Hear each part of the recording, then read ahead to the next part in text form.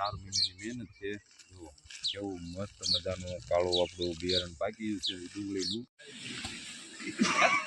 જય જવાન જય કિસાન ખેડૂત મિત્રો। તો આજે આપણે આ ડુંગળીનું બિયારણ લેવાનું છે। જો તમે આ રીતે આપડા પાથરી દેવાના, પછી આ કાગળ પાથરી દેવાનો, પછી બિયારણ નાખી દેવાનું આપણે।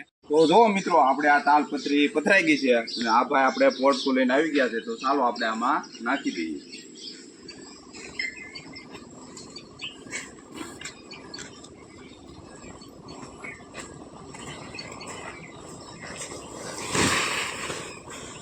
તો આ રીતે આ ડુંગળીનું બિયારણ છે, આપણે આને મોગરા કહી, તમે શું કહો આપણને કોમેન્ટ કરીને કહેજો।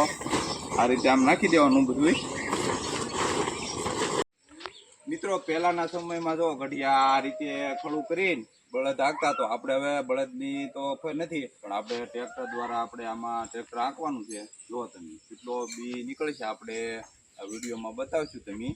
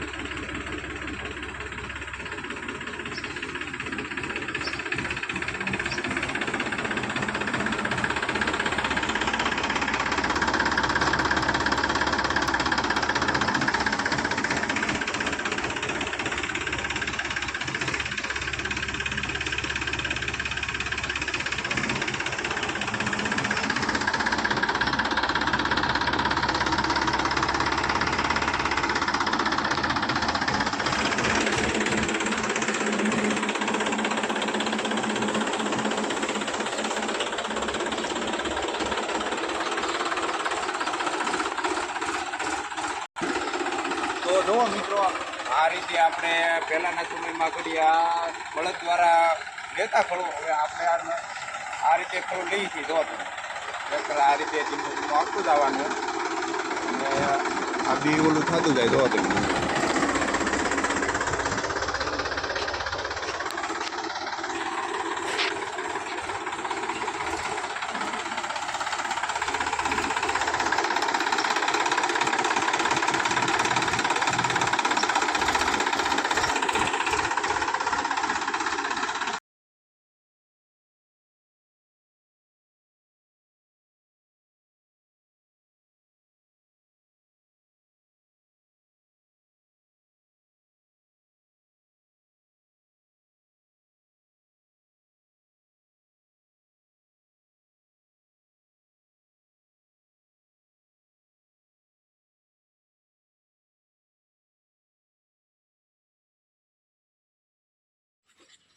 તો મિત્રો જો તમે આપણે આ ટ્રેક્ટર હાલી ગયું છે, હવે આને આ રીતે વ્યવસ્થિત ઓલા કરી નાખવાના, જેથી કરીને કોઈ પણ પ્રકારનું બી બાકી રહી ગયું હોય તો ઓલું થઈ જાય।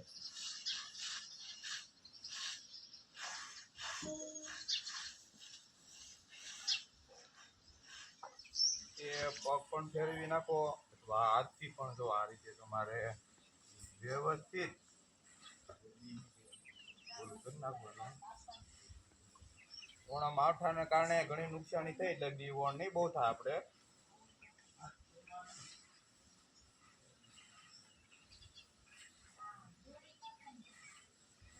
જો આ રીતે આમ થઈ જાય ને, પછી પાછું ફરી વાર ટ્રેક્ટર એકવાર હાંકી નાખવાનું, જેથી કરી કોઈ પણ પ્રકારનું બી બાકી રહી ગયું હોય તો વ્યવસ્થિત રીતે થઈ જાય।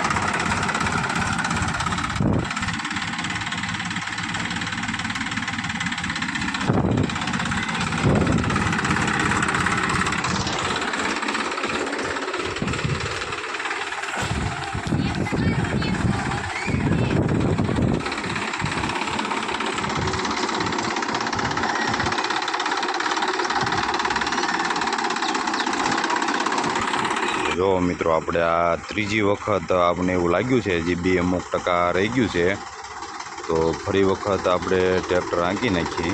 જો આ રીતે ટ્રેક્ટર આંકતું જવાનું.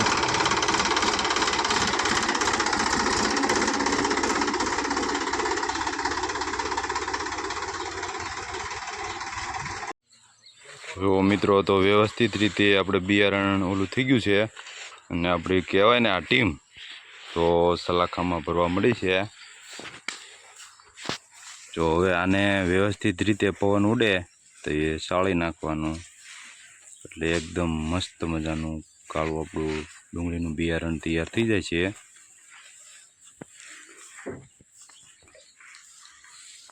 મિત્રો જો તમે આપણે આ કાંડી ભરીને બિયારણ વેવું છે આપણું ડુંગળીનું, અને જો તમે આમાં એક ભાઈ બકડીયા નાખતા જાય, અને આ રીતે આ સાવણો છે. જો આ રીતે બે ભાઈઓથી વ્યવસ્થિત રીતે પવન હોય ને તો આ રીતે સાવણાને હલાવતા જવાનું, જેથી કરીને મોટા ભાગનું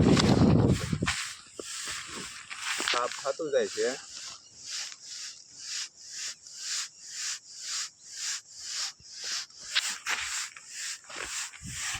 કેમ પણ થાય કે જો આ આપણા ગઢિયાના પહેલાના સમયમાં જો આ રીતે સાળતા સાવણો, આમાં જો આ રીતે બકડીયા નાખતા જવાના. તો આ રીતે વ્યવસ્થિત પવન હોય ને તો ધીમે ધીમે આ રીતે સાફ થતું જાય છે.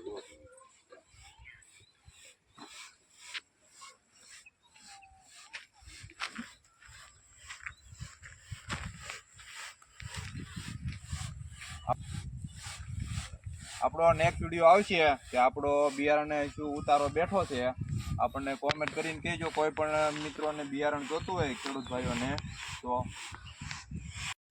તો મિત્રો આપણું આ કાળું થઈ ગયું છે તૈયાર. જો તમે એકદમ છે ને કાંકરા જેવું પાક્યું છે. જો તમે કેમ પણ છે ને વ્યવસ્થિત રીતે આપણું હજી પેકિંગ કરવાનું બાકી છે. જો આપણે હજી આને પંખા દ્વારા વ્યવસ્થિત રીતે જો સાફ કરવાનું છે. હજી સળાઈ ગયું તો આપણે બકડીયા ભરતા જવાના છે. અને આ આપણા નિમિષ કાકા છે, જો કે ભાઈ છે પણ આપણે એને કાકા કહી છીએ. જો તમે કેમ પણ વેકરા જેવું બિયારણ ચાલે, વેકરા જેવું. જો તમે કેમ પણ એ ચાલે. જો ખાવા મળે ભાઈ, ખાવા મળે તમે વ્યવસ્થિત રીતે જો બકડીયા ભરીને વાવતું જવાનું. મસ્ત મજાનું છે ને ચોખ્ખું આપણું કાળું બી થઈ જાય. જો આવી રીતે કોને વાવરતા આવડે આપણને કોમેન્ટ કરજો. જુઓ